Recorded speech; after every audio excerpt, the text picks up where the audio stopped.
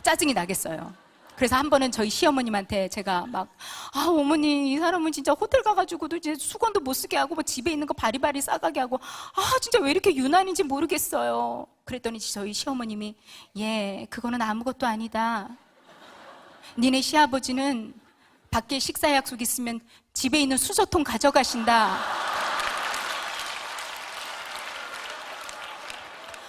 집안의 내력이더라고요. 근데 지금은 두 분 다 주의 은혜로 많이 나아졌습니다, 여러분. 할렐루야. 그렇게 참 티격태격하면서 뭐 이 크고 작은 그런 문제들을 겪으면서도 저희 가정에 정말 너무 귀한 첫 생명, 저희 딸이 탄생하기 시작해요.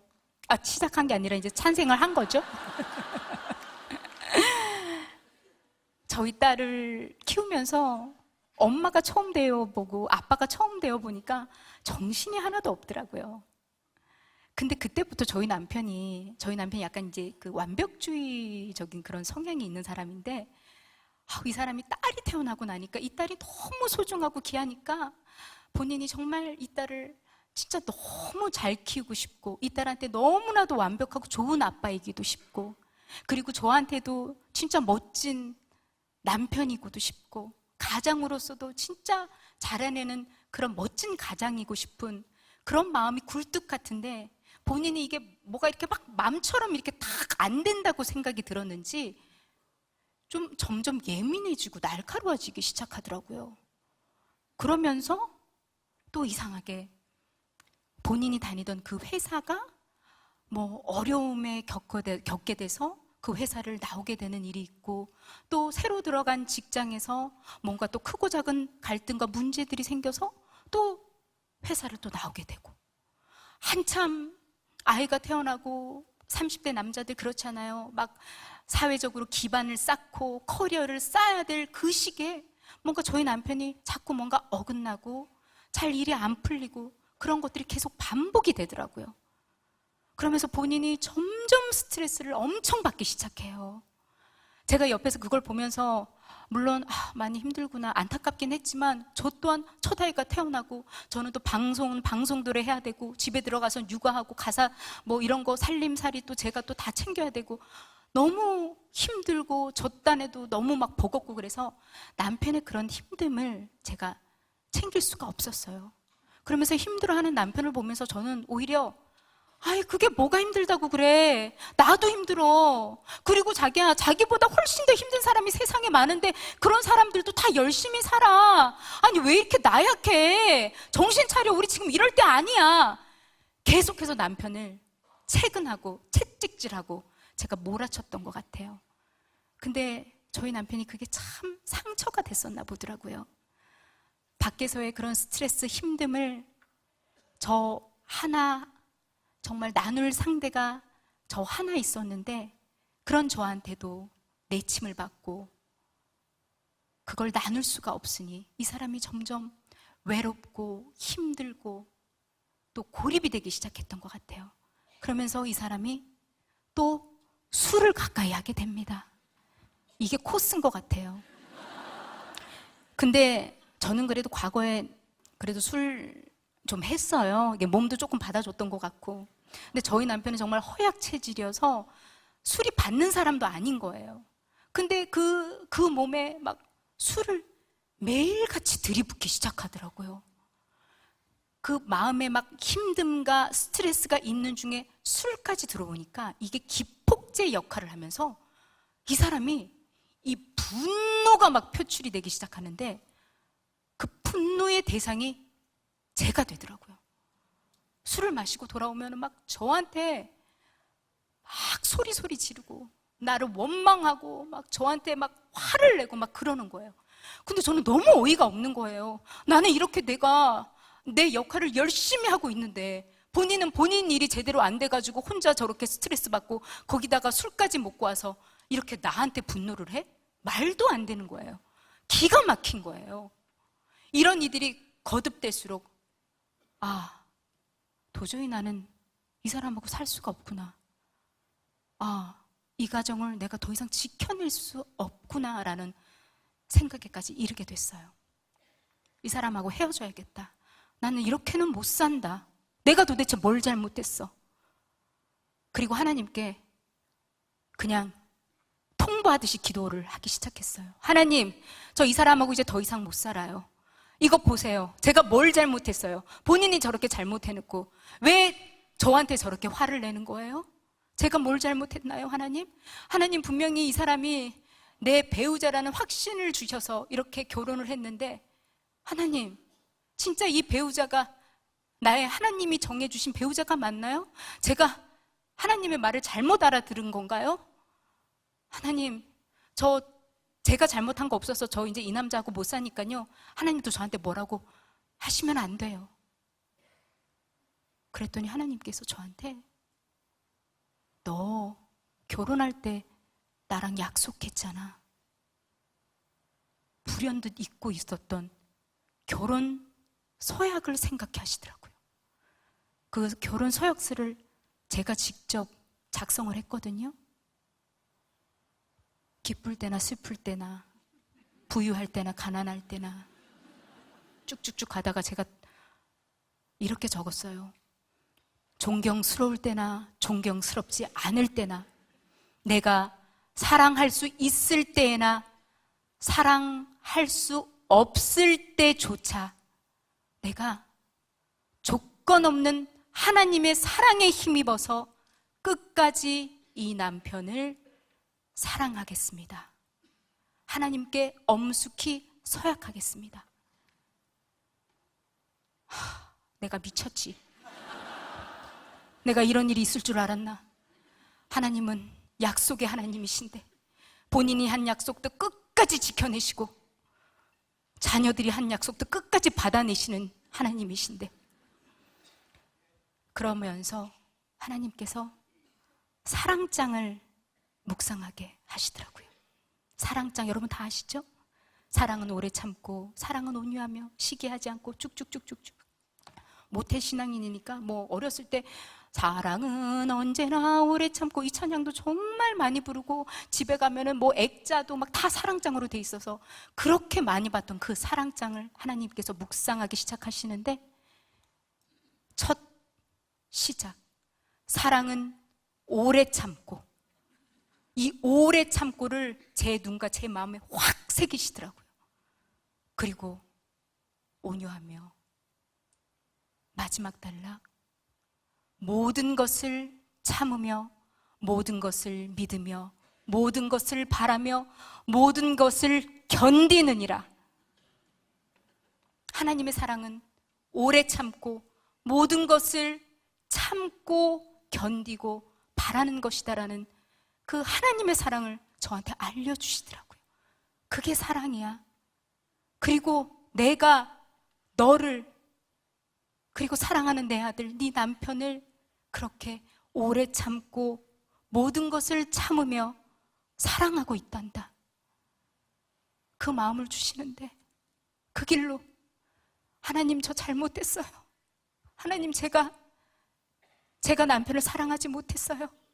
그리고 하나님을 사랑하지 못했어요. 우리 남편의 힘들고 어려움을 제가 외면했습니다. 하나님, 용서해 주세요. 회개가 나오더라고요. 그리고 그 길로 남편을 위해서 기도하기 시작했습니다. 하나님, 우리 남편 회복시켜 주세요. 하나님, 저 영혼을 불쌍히 여겨주시고 소생시켜 주세요. 술 마시러 가는 남편의 뒷모습을 보면서 하나님, 회복시켜 주세요. 고주망태가 돼서 누워있는 남편을 보면서 하나님, 이 영혼 살려주세요. 집 오고 가는 대문을 붙잡고 하나님, 우리 남편 회복시켜 주세요. 저 이제 아무것도 바라지 않겠습니다. 이 아들 하나님만 바라보고 하나님만 따르면서 순종하는 아들 되게 해주세요. 그렇게 기도했는데 진짜 오래지 않아 우리 남편이 변하기 시작하더라고요. 술을 끊더라고요. 그리고 말씀을 읽기 시작하더라고요. 말씀을 읽으면서 혼자 서재에서 눈물로 울면서 기도하는 남편의 소리가 밖으로 새어나오더라고요. 그렇게 남편은 회복되기 시작을 했습니다. 얼마나 감사한지, 하나님은 이렇게 이 영혼을 위해서 기도할 때 하나님이 이 기도에 응답을 해주시는구나. 그리고 머지않아 우리 남편이 자기한테 중요하게 할 말이 있다라고 하더라고요. 뭐 남편이 이렇게 해보게 되는데 저는 정말 그래, 무슨 말이든 해봐. 뭔데? 나 목사가 돼야 되겠어.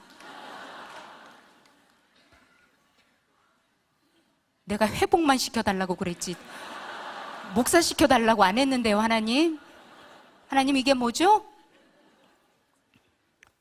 당황스럽더라고요. 제 인생에 단 한 번도 사모에 대한 계획은 없었거든요. 어쩜 이렇게 하나님과 계획과 내 계획이 이렇게도 다른지. 근데 여러분, 놀랍게도 제 마음에 순종하는 마음이 생기더라고요. 그리고 올 것이 왔구나라는 마음이 생기더라고요.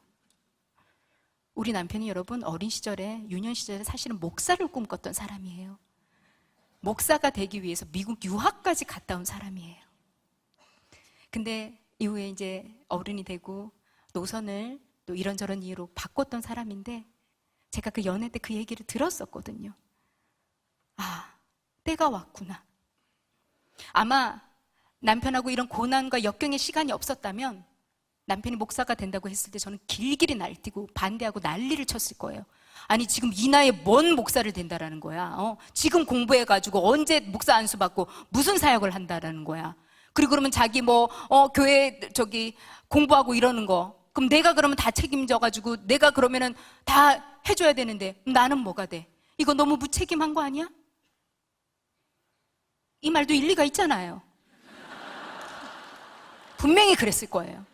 근데 하나님께서는 그 어둠의 시간을 통과하면서 남편과 저를 훈련시키시고 순종할 수 있게 연단을 시켜주셨던 것 같아요. 그렇게 순종을 하고 나니까 앞날은 깝깝하고 캄캄해도 마음에 평안이 오더라고요. 근데 그 뒤부터 우리 남편이 달라지기 시작하는데, 와, 진짜 물 만난 물고기인 마냥 너무나도 즐겁게 학교를 가고 공부를 하고 진짜 너무 열정적으로 신나게 막 늘 흥얼흥얼 찬양을 부르면서 살기 시작하는 거예요. 저희 남편을 보면서 역시 하나님이 주신 달란트로 하나님이 주신 그 비전의 일을 할 때 우리는 정말 저렇게 행복하고 빛이 나는구나. 저희 남편을 보면서 그걸 깨닫게 되더라고요. 그러던 우리 남편은 재작년에 학과 과정을 끝내고 목사 안수를 받게 됐습니다. 네, 고맙습니다.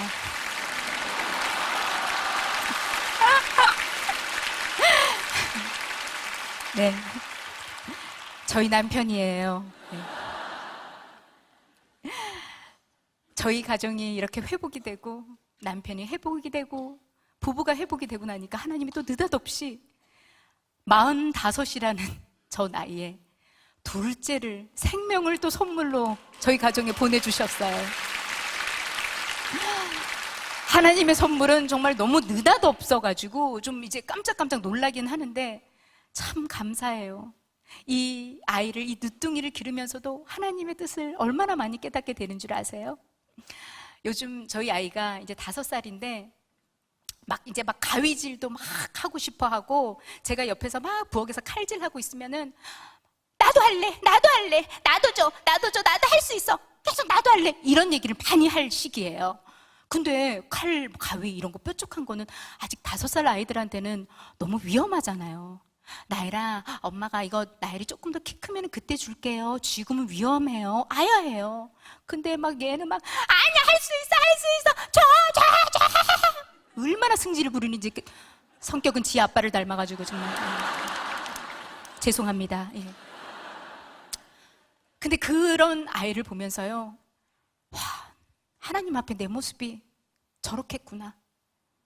하나님은 지금 나한테, 야, 효진아, 그거는 지금 너한테 필요한 거 아니야. 오히려 너한테 독이 되고 위험할 수 있어. 그래서 안 주시는 건데, 하나님 지금 내 생각에 나는 이게 필요하니까 하나님 이거 주세요, 이거 빨리 주세요, 이거 급해요. 이렇게 징징대고 투정하는 나의 모습을 우리 아이를 통해서 보게 하시더라고요. 이렇게 아이를 키우면서 참 저의 부족함도 느끼게 하고, 또 아이를 양육하면서 내가 양육한다고 하지만 결국엔 하나님은 그 아이를 통해서 나를 성장시켜 주시는 것 같더라고요. 엄마가 돼 보니까 하나님의 마음을 참 많이 알겠어요. 제가 요즘 엄마에 관련된 연극을 지금 준비를 하고 있는데요. 이 연극이 내용이 부산 자갈치 시장에서 평생 생선 장사를 하면서 남편을 일찍 여의고 아들 하나를 길러내는 참 정말 아들 사랑이 지극한 어머니 이야기예요. 근데 이 어머니가 젊은 시절에 하도 고생을 해서 나중에 중병이 들려서 시한부 선고를 받게 되고 자기의 죽음을 직감하고 마지막 아들하고 유언 같은 대화를 하는 내용이 있어요. 그 대화의 내용이 마지막 아들하고의 대화인데 이런 거예요. 이 엄마가, 이 아들이 돼지갈비를 평소에 참 좋아하는데, 네 좋아하는 돼지갈비 넉넉하게 사갖고 냉동실에 많이 넣어놨으니까 먹고 싶을 때마다 조금씩 꺼내갖고 놓기 무라. 그럼 아들이, 엄마 어디 멀리 가요? 언제 내 장사 나가면은 니 챙겨 먹으라고. 돼지갈비 굽을 때는 약한 불에 슬슬 굽어야 고기가 안 탄다. 아침에 일나면 귀찮더라도 아침밥 안치가 꼭 챙기 먹고 가라이. 건강 챙기라이. 이게 엄마가 아들한테 하는 마지막 대사예요. 죽음을 앞두고도 혼자 남아서 밥을 혼자 챙겨 먹을 그 아들을 생각하는 그 엄마 마음. 제가 엄마가 되고 보니까 그 엄마의 심정을 알겠어서 이 연습을 할 때마다 그렇게 눈물이 나요. 근데 제가 더 눈물이 나는 이유는 뭔지 아세요? 이 육신의 엄마인 나도 이렇게 자식을 끔찍하게 생각을 하는데, 우리 하나님 아버지께서는 하나밖에 없는 독생자 예수 그리스도를, 그 금쪽 같은 하나밖에 없는 그 독자이신 예수 그리스도를 아무것도 아닌 죄 많은 보잘것없는 나를 위해서 내 생명값으로 그 아들을 내주셨다라는 거예요. 그 사랑을 생각하니까 감격스럽기가, 눈물이 흐르지 않을 수가 없는 거예요. 아무 죄 없는 우리 예수 그리스도가 죄 많은 나를 대신해서 그 십자가에, 내가 죽어 마땅한 그 십자가에 내 이름표를 달고 그 십자가에 돌아가신 그걸 생각하면 하나님이 이렇게도 나를 사랑하시는구나, 하나님이 이렇게까지 나를 사랑하신다고, 그 생각을 하니까 그렇게 눈물이 나는 거예요. 이 연극을 작년에 단일 기도에 다녀가신 우리 조혜련 씨가 연출을 하고, 그리고 저랑 또 생육하고 번성하라는 말씀을 가장 순종한 다산의 여왕 김지선 씨가 이렇게 같이 엄마 역할을 연기를 할 거예요. 근데 제가 이 시간, 이렇게 귀한 시간 뭐 홍보를 하려고 그러는 게 아니라, 저희 크리스찬 연예인들이 이렇게 모여서 육신의 엄마의 이야기지만 이 엄마를 통해서 사랑을 회복시키고 이 보러 오는 사람들에게 예수의 사랑과 하나님의 사랑을 녹여보자, 이런 마음으로 저희가 의기투합해서 하고 있어요. 아까 저희를 위해서 기도해 주셨죠? 정말 여러분들 아시겠지만 뭐 연예계는 말할 것도 없고, 이 공연 예술 문화계가 정말 너무나도 자극적이고 잔인하고 반기독교적이고 반성경적인 얘기들로 판을 치고 있습니다. 그게 흥행 코드가 되고 있어요. 근데 하나님을 아는 저희가 이렇게 모여서 기도하면서 공연을 준비하고 있는데, 저희들을 위해서 기도해 주시기를 바라겠습니다. 감사합니다. 혹시라도 궁금해하실 분들이 계실 것 같아서 연극 사랑의 엄마 11월 22일부터 3월 2일까지 대학 대학로 아트하우스에서 그 공연이 예정돼 있으니까 보러 오고 싶으시면 보러 오셔도 돼요. 예. 자, 오늘 이렇게 제가 진리가 너희를 자유케 하리라라는 주제로 제 인생 이야기를 여러분들께 들려드렸습니다. 근데 뭐 진리가 자유케 하리라 그 얘기는 왜 하나도 안 나오는 거야? 이렇게 생각하시는 분들이 있을 수도 있겠어요. 근데 이 말씀은 앞으로 제 인생의 표대가 되는 말씀이에요. 그 얘기는 제가 아직 완전한 자유를 못 누리고 있는 탓에 이 말씀을 표대로 또 세웠겠죠? 저는 여전히 또 오랜 신앙 생활을 했기 때문에 유대인들처럼 많이 매여 있고 때로는 두려움도 느낄 때가 있고요. 걱정, 근심도 몰아칠 때가 있고요. 마음이 낙심될 때도 있고 못마땅한 사람도 많고 미운 사람도 간혹 있어요. 하지만 진리이신, 내가 곧 길이요 진리요 생명이신 진리이신 예수 그리스도를 믿고 알므로 내가 이 땅에 사는 날 동안 참 자유와 참 평안을 누리기를 소망하고 믿는 것입니다. 우리 성도 여러분들도 진리이신 예수 그리스도로 인해서 참 자유와 참 평안을 누리시기를 축복합니다. 기도하시겠습니다. 하나님 아버지, 참 감사합니다.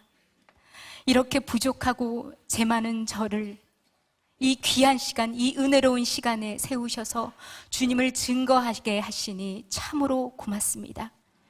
하나님 아버지, 저희가 오늘 예배를 끝나고 각자의 자리에 돌아갔을 때 우리 모든 각자가 그 자리에서 주님을 증거하는 증거자가 되게 하시고 주님을 전하는 전도자가 되게 하시고 주님이 찾으시는 단 하나의 예배자로 살게 하여 주시옵소서. 진리이신 예수 그리스도를 믿음으로 우리가 참 자유와 참 평안을 누리게 하여 주시옵소서.